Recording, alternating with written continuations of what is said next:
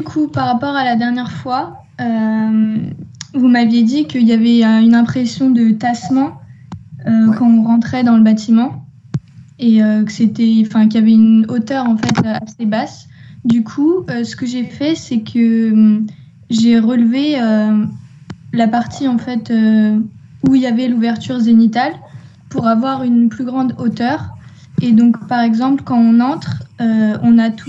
Donc, ce que j'ai changé également, c'est qu'ici, à la place des murs qui enfermaient le bassin intérieur qui se trouve ici, j'ai remplacé par une forêt de poteaux, en fait, qui font tout le tour du bassin.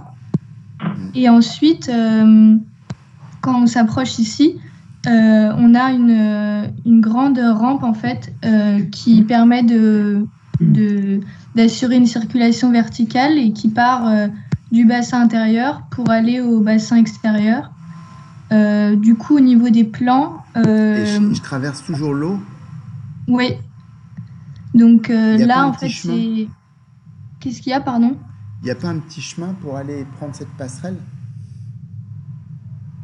Alors oui, alors ça, il faut que je le modélise. J'ai pas encore fait, mais effectivement, il faudrait que je fasse des passerelles ici pour éviter d'aller dans l'eau pour accéder à l'escalier. Mais ça, je vais le faire. Du coup, ça, c'est quand on entre dans le bâtiment. Donc, on est au niveau du sol, en fait. Et le bâtiment, il est semi-enterré. Donc, toute cette partie-là, normalement, la montagne, elle arrive... comment expliquer ça? Peut-être vous montrer les vues 3D. Ici, on entre par l'entrée. Et la montagne vient, en fait, coiffer ce niveau-là. Et aussi de l'autre côté normalement, donc il faut que je fasse des accès qui arrivent par ici et de l'autre. Et ensuite, donc ce que je vous expliquais au début, c'est que j'ai surélevé le tout pour avoir mon bassin ici, qui est mon bassin extérieur, beaucoup plus en haut en fait, beaucoup plus haut. Et ce qui permet d'avoir une vue beaucoup plus dégagée qu'au début le tassement qu'il y avait. Du coup, au niveau du plan masse, ça donne ça. Donc, ce qui est en gris, c'est les zones pour marcher. Donc, c'est des zones de plage. Et ce qui est en blanc, c'est l'eau, en fait. C'est les bassins. Élise, excusez-moi, ce que vous montrez en gris, c'est une zone de plage, mais elle est à un niveau inférieur que le bassin. Celle-là, oui. Ouais, parce qu'en fait, vu qu'il y a l'ouverture zénitale, on voit tout. En fait, on voit ce qui est tout en bas. Ouais. Mais sinon, celle-là et celle-là, c'est au même niveau. J'ai pas compris là, mais c'est pas grave. En fait, tu sais vraiment ce qu'il faut faire, Élise, là, c'est faire un rendu avec du soleil pour nous montrer les ombres portées. Parce qu'effectivement, ce qu'on a du mal à comprendre là, dès que tu vas rajouter les ombres portées, si tu cliques, d'ailleurs, tu peux peut-être cliquer sur le soleil. Là. Si tu cliques sur le soleil et sur ombre, ouais. Et maintenant, repasse en vue masse. Voilà, déjà, on comprend vachement mieux comment ça marche. Ouais. Ok. Ouais.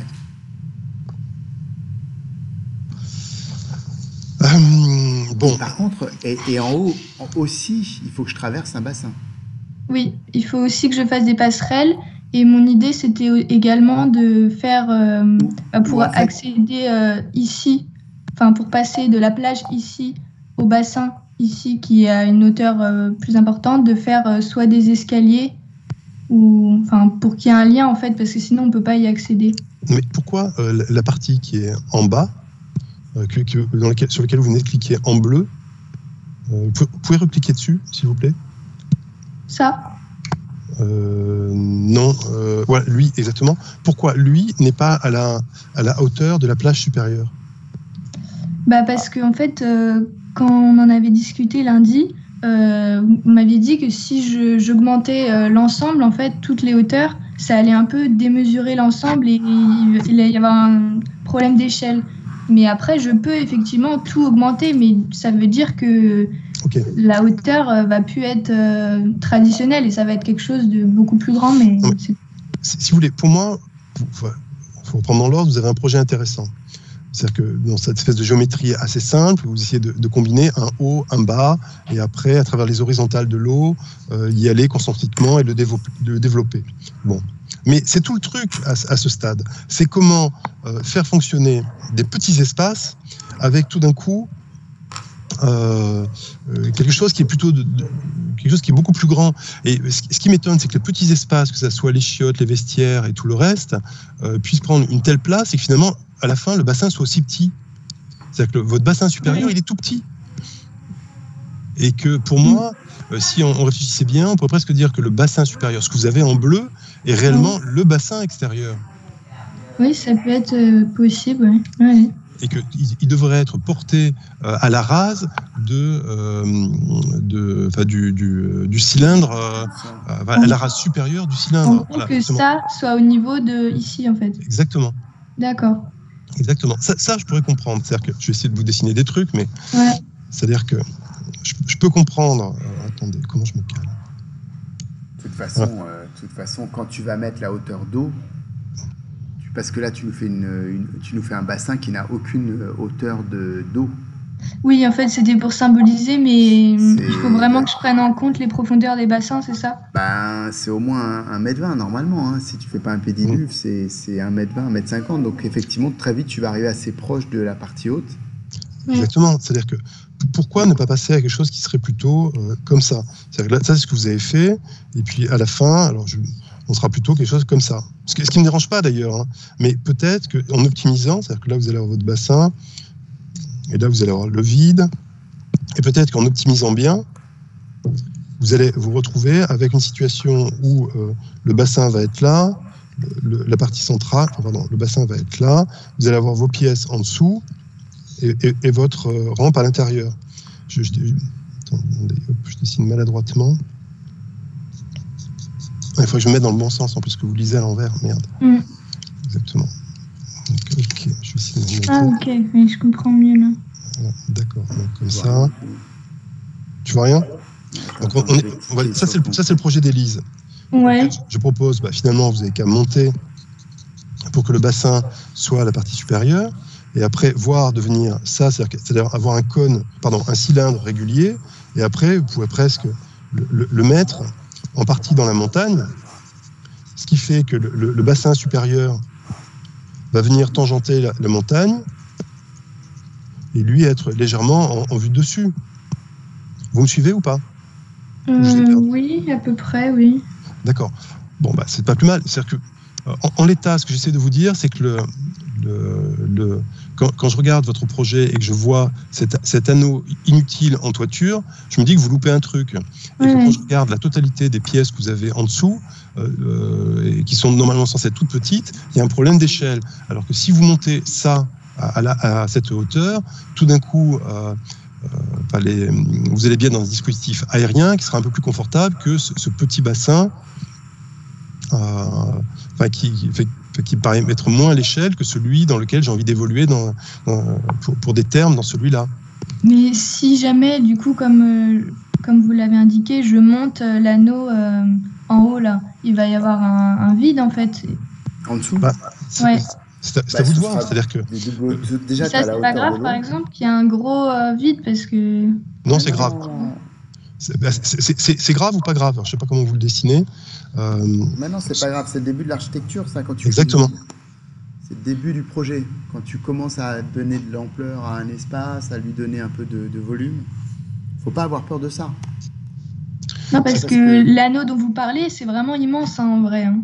Oui, ça tombe bien, parce que de toute façon, vous allez devoir retrafiquer un peu le truc, parce que votre rampe, telle que vous l'avez dessinée ici, c'est pas une rampe, c'est un escalier. Ouais. Ouais, ça m'étonnerait que ce truc soit à 4%. Donc, je suis même pratiquement sûr qu'elle est à plus de 10%. Ouais, ça peut être un escalier. Allez regarder l'escalier du Vatican, là, qui est une sorte de padane assez intéressant, avec une marche tous les mètres. Ouais, mais que ça soit un escalier, ça ne me dérange pas. Mais si c'est une rampe, ça va nécessiter un développé qui sera bien plus grand. C'est-à-dire qu'après, vous pouvez vous amuser à faire une course qui profite du vide pour arriver à l'étage supérieur. Et d'un côté, vous pourriez avoir une rampe extérieure qui arrive au bassin et un escalier intérieur qui descend. Et les deux se croisent. Je ne sais pas si vous comprenez mon dessin. J'ai toujours des dessins moches exprès. En gros, l'escalier qui est au centre, il va au niveau du grand anneau que je devrais remonter. Non, là, je vous disais l'inverse, en fait. Je vous disais que vous laissez votre configuration avec l'escalier central. Enfin, je ne sais pas comment le dessiner. Enfin, je vais le reprendre à côté. Ok, je vais le redessiner là. C'est-à-dire que peut-être que votre partie supérieure avec votre escalier descend en bas et que vous croisez ça avec une rampe qui va faire tout le tour et qui va vous amener à la partie supérieure.